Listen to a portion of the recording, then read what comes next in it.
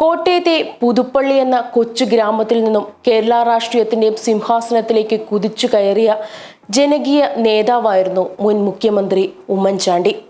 സോണിയാഗാന്ധി അടക്കമുള്ള ദേശീയ നേതാക്കളുമായി വളരെ അടുപ്പമുള്ള രാഷ്ട്രീയക്കാരൻ. എന്നാൽ മനസ്സുകൊണ്ട് എന്നും അദ്ദേഹം ഒരു പുതുപ്പള്ളിക്കാരൻ തന്നെയായിരുന്നു.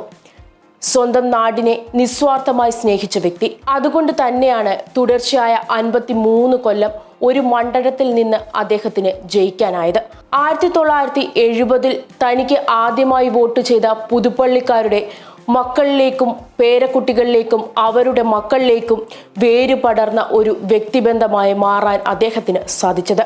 സംസ്ഥാന രാഷ്ട്രീയത്തിന്റെ നെറുകയിലേക്ക് വളർന്നു കയറാനുള്ള ഉമ്മൻചാണ്ടിയുടെ അടിത്തറ പാകിയത് പുതുപ്പള്ളിയിലെ ജനങ്ങളുടെ ഉമ്മൻചാണ്ടിയോടുള്ള സ്നേഹമായിരുന്നു. അതുകൊണ്ട് തന്നെയാണ് രാഷ്ട്രീയ വളർച്ചയുടെ കൊടുമുടിയിൽ കയറുമ്പോഴും ജന്മനാടുമായും നാട്ടുകാരുമായും ഹൃദയബന്ധം അദ്ദേഹം മിഴവിടാതെ സൂക്ഷിച്ചത്.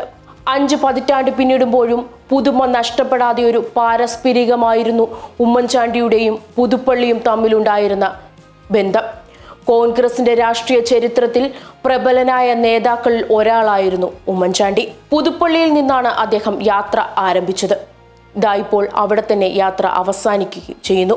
പുതുപ്പള്ളി MLA-യിൽ നിന്ന് സംസ്ഥാന മുഖ്യമന്ത്രി പദവിയിലേക്ക് വളരുമ്പോഴും തലസ്ഥാനത്ത് ഒരു പുതുപ്പള്ളി ഹൗസ് തുറന്ന് ഉമ്മൻചാണ്ടി ജന്മനാടിനെ കൂടെ കൂട്ടി.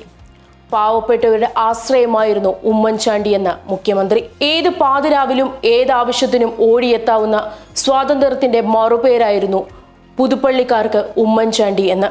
ലോകത്ത് എവിടെയാണെങ്കിലും ഞായറാഴ്ച ദിവസമുണ്ടെങ്കിൽ കാരോട്ടെ വള്ളക്കായലിലെ വീട്ടിൽ കുഞ്ഞുഞ്ഞുണ്ടാവും.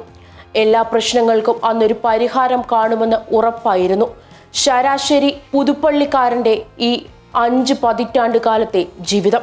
അതുകൊണ്ട് തന്നെയാണ് 1970-നും 2021-നും ഇടയിലെ തിരഞ്ഞെടുപ്പുകളിലെല്ലാം എതിരാളികൾ മാറി മാറി വന്നിട്ടും ഉമ്മൻചാണ്ടി എന്നൊരു പേര് പുതുപ്പള്ളിയുടെക്കാരുടെ മനസ്സിൽ കയറിയത്. പുതുപ്പള്ളി അല്ലാതൊരു സുരക്ഷിതമായ മണ്ഡലത്തെക്കുറിച്ച് ഉമ്മൻചാണ്ടി ആലോചിച്ചത് പോലുമില്ല. പുതുപ്പള്ളി പുണ്യാളനും തന്റെ കൂടെയുണ്ടെന്ന ചിന്തയായിരുന്നു അദ്ദേഹത്തിന് എന്നും.